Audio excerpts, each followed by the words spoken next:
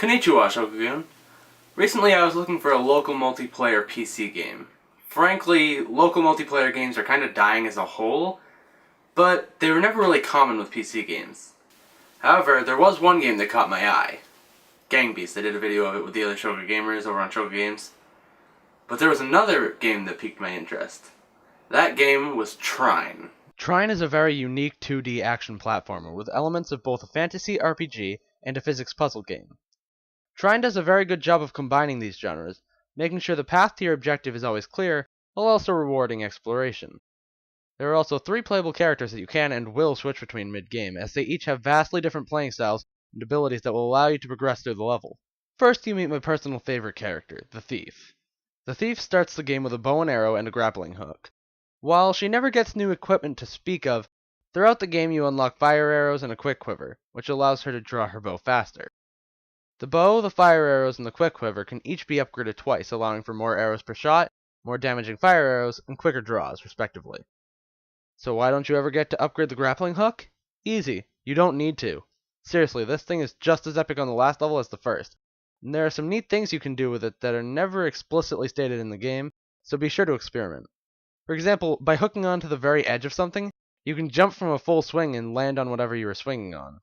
Next you meet the Wizard, who has the ability to levitate objects and even create them. He starts with the ability to create a single box, which gets destroyed when you create a second. However, throughout the game you can unlock the ability to make planks and floating platforms. When I first unlocked the floating platforms, I thought, cool, now I can fly around and reach new areas. Unfortunately, what I didn't know was that these platforms are about as stable as Nero.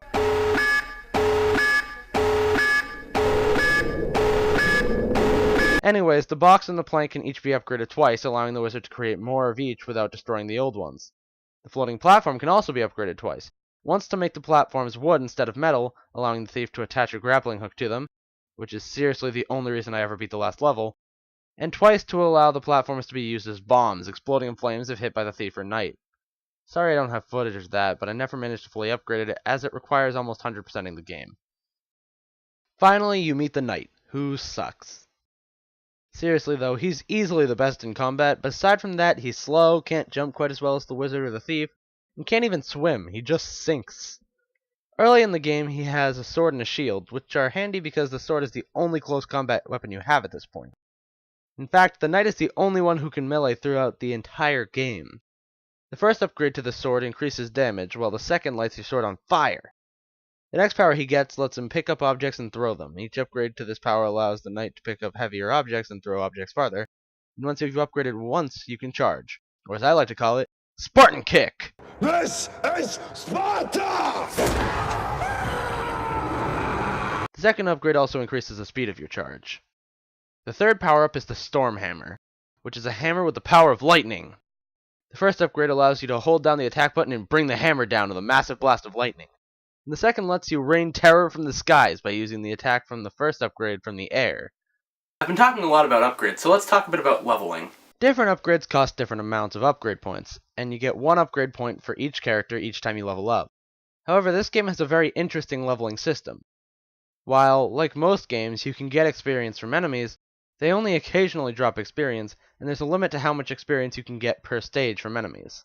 However, there's also experience hidden throughout the stages that you can collect. The platforming never seemed to get stale.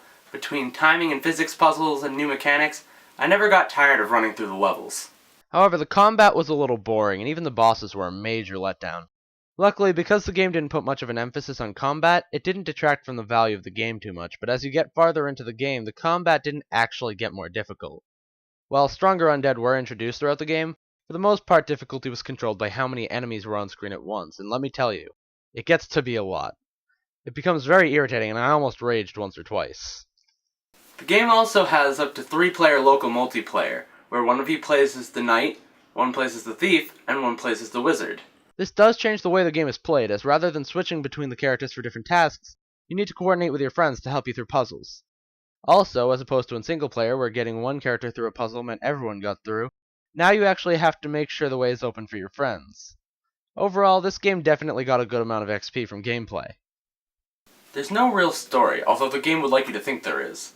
Instead, there's just a bunch of incoherent nonsense that doesn't really have anything to do with the game. It's not like Skyrim, where someone will mention that the Greybeards are masters of the voice, and then you go to the Greybeards to learn the way of the voice. Instead, the characters will just say things for the sake of saying it, like this. And this is the way. Dragon Graveyard. So instead of small bones, we go where the big ones rest. What will we do if they've come to life? From that, I'd guess that at some point in this level I'd have to fight an undead dragon, but nope. I just figured they'd mention that there are dragon skeletons here. In a game where you almost exclusively fight skeletons. No particular reason. It gets some XP because the story concept was interesting, but it was just too poorly conveyed to get anything significant. As far as art direction, this game is beyond compare. I can't think of a single game I've played that's rivaled Trine in sheer artistic mastery, and the game isn't shy about it either. It takes plenty of chances to show you just how beautiful everything in the game is. As far as music is concerned, this game doesn't have many tracks to speak of, but the one track it has is so beautiful that I didn't even notice that it was looping until I reached the end of the game and had to look back for this review. This game definitely deserves every experience point possible in the art department. Alright, here comes some spoilers, so if you want to keep the ending of Trine a mystery, click here or skip to that time signature. Now that that's out of the way, let's talk about the last two levels. The second to last level was a huge difficulty jump from the rest of the game. While I hadn't game overed once in the duration of the game up to this point, I game overed plenty on this level. Between hordes and hordes of skeletons, and the new lava mechanics, as well as retractable spikes, hanging spike balls, and plenty of any other trap you can think of from earlier in the game, it is very easy to get overwhelmed by this level. In comparison, the last level was mundane. It introduces the main villain, who flies after you for the duration of the level, casting spells every which way to make sure you don't make it to the top of the tower. He can spawn planks and boxes like the wizard, but rather than spawning floating platforms, he spawns spike balls, and plenty of them. At the top of the tower, you battle seemingly unending waves of undead as you try to reach the other two artifacts hovering a good ways above you. I'm not entirely sure how you're supposed to do it, but as I stated earlier, I just spawned in a wooden floating platform and grapple hooked my way up. Now you get a brief cutscene as the three heroes' bodies and souls are separated again. Then the main villain flies in for a final assault at the heroes, aiming to kill the thief. That's it? The knight just hits him in the head with a hammer and he's dead? I mean, yeah, I guess a hit to the head with a giant hammer of magic lightning would probably kill most people, but this is fantasy! The main villain doesn't die in one hit in a cutscene. Now you find out what happens to the heroes now that they've saved the kingdom. The knight decides to refuse the king's offer to be captain of his army, and instead becomes a fat drunk. Good messages, kids. The thief is offered immense amounts of gold, but decides that she'll go live in the forest ruins, which the king gives her dominion over. And the wizard gets a wife who has triplets, and all three of his kids learn the spell that the wizard was never able to learn, the fireball spell, before they're 1 year old. That's probably pretty embarrassing. And so, the kingdom is saved, and the heroes live happily ever... Wait, what's that? An extra level? Well, of course I have to play it. So this new level is just a collectathon, where you climb up a tower collecting vials of purple... something. I don't know. Anyways, my first time through the level I found 9 of the 10 vials, and I got this. A picture of the knight, with the message, "Thanks for playing." Well, maybe there's some cool reward for getting all 10. So I got all 10 vials, and I got the same image, except afterward I got another image of a dragon thing that says, "The story has just begun." First of all, this has been absolutely worthless since 2013 when Trine 2 came out. But going back to before Trine 2 came out, I think my response would have been something like, well, that's stupid. But seriously, this game came out well after Google image search. Even a really cool cutscene these days is like, I could have just looked that up on YouTube. But a still image? Look at this. No, seriously, look at this. I Google image searched Trine ending, and look at the first result. The first result! Look familiar? Long story short, beating the game just doesn't feel fulfilling. The cutscene where the villain dies is anticlimactic, the rewards for beating the bonus level are lame, and your characters don't even go on to be something fulfilling, like a legendary general or the world's greatest wizard.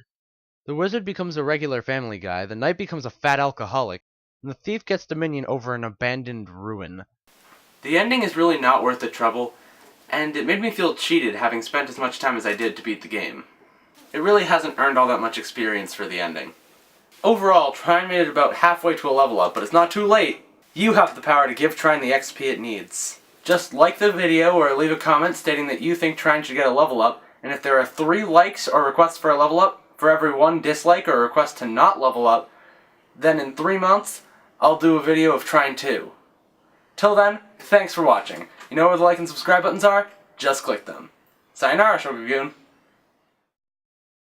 Hey, you made it to the end card! Click the video to watch the Gang Beast Free-for-All series I referenced in this episode, and type the URLs into your address bar to visit my Facebook, Twitter, and Shoga Games Patreon. Sorry I couldn't make the links in the video for anything but Patreon, but YouTube annotations wouldn't let me. And of course, click that subscribe button if you want to see more Level Up, as well as various vlogs and other content.